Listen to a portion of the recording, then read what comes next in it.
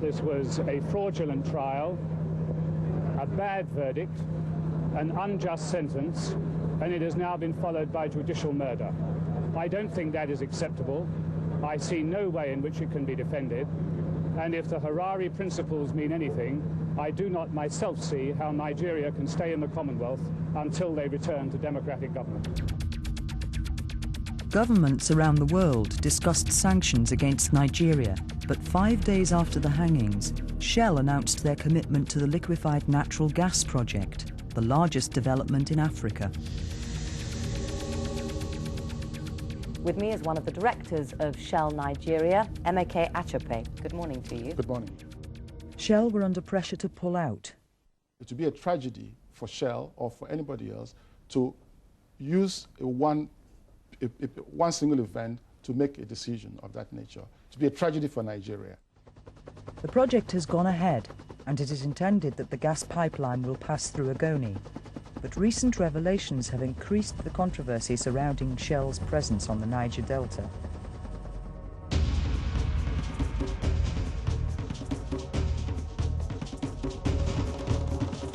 Last year, Shell suffered unwelcome publicity over the leaking of a military memo written by Major Paul Okuntimo in 1994.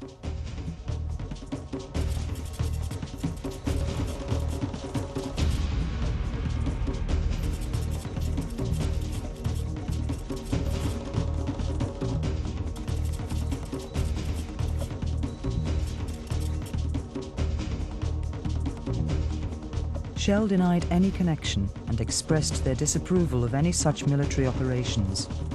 They also sought to distance themselves from Okuntimo, but have recently conceded that they did pay field allowances to the military, including Okuntimo, during the 1993 inspection of Shell facilities in Ogoni.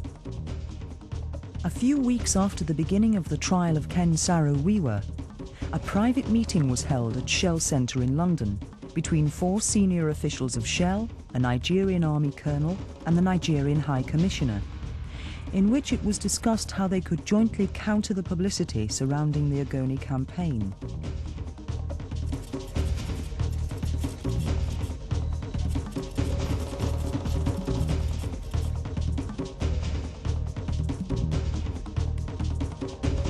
The High Commissioner was delighted to hear that Shell were about to make their own film and promised to assist them in producing it. He advised them to act fast.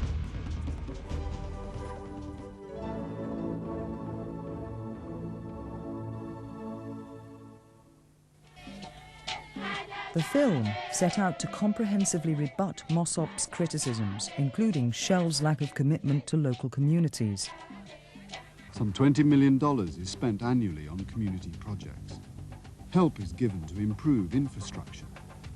Agriculture is given support with training schemes for farmers and workers on the land. Education is given assistance, and Shell helps to provide health services with hospitals and clinics.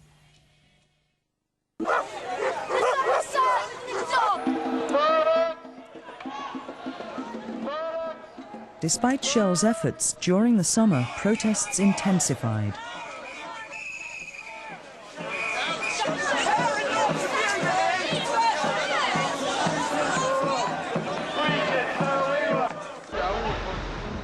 It was at this time that the head of Shell Nigeria, Brian Anderson, held private meetings with Owens Wiwa in Lagos.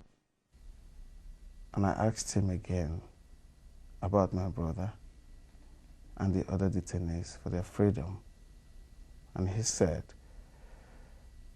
that it would be difficult to get their release, but not impossible. The meetings are not denied, but Shell dispute Dr. Wiwa's account of what took place. He said that he needs some goodwill from the Ogoni people, from Mossop, for that to happen. So I asked him what was the goodwill. He said that I should write a press release on a Mossop letterhead, get it published in a Nigerian newspaper and give him the original. And the press release should say that there was no environmental devastation in Ogoni land. Secondly, he asked that we should call off the international campaign that was going on. The campaign was hurting the Nigerian military dictatorship and Shell. Dr. Wiwa says he passed on this offer to Ken Saro-Wiwa, who wrote back that it was time for Shell to show goodwill rather than the Ogoni. Shell say they made no such offer, that the meetings were nothing more than an attempt at quiet diplomacy and not an intrusion into politics. No further meetings took place. However, Brian Anderson made this statement after the executions. Following the sentencing to death for murder of Mr. Ken Saro-Wiwa and 8 others at the Ogoni Civil Disturbances Tribunal, Shell appealed for clemency to the head of state on humanitarian grounds. My father wasn't executed for murder. I think Brian Anderson needs to go back and look very carefully at the case before he makes wild statements like that. Our view was that a commutation of the death sentence would have helped towards the process of ultimate reconciliation in the Ogoni lands. Everybody condemned the judicial process that led to my father's murder. Shell remain one of the few groups who haven't condemned the process. And they had their lawyers there. Surely they know what was going on.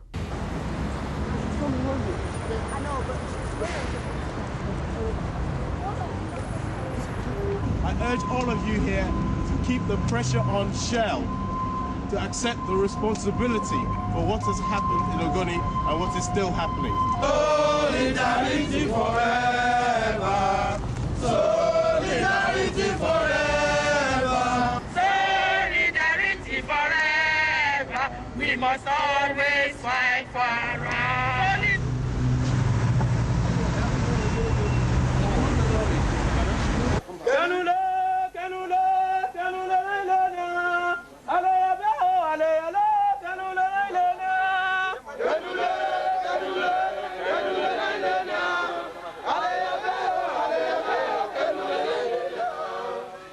This is a session by the Ogoni youth demonstrating their support for late Ken Saro-Wiwa. We have agreed, and the entire Ogoni people has resolved, that the Ogoni struggle will ever continue. We have resolved that Ogoni must gain her autonomy. Oh, yes.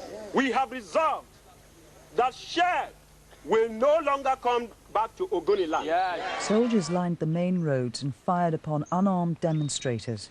4 people were killed and 18 wounded.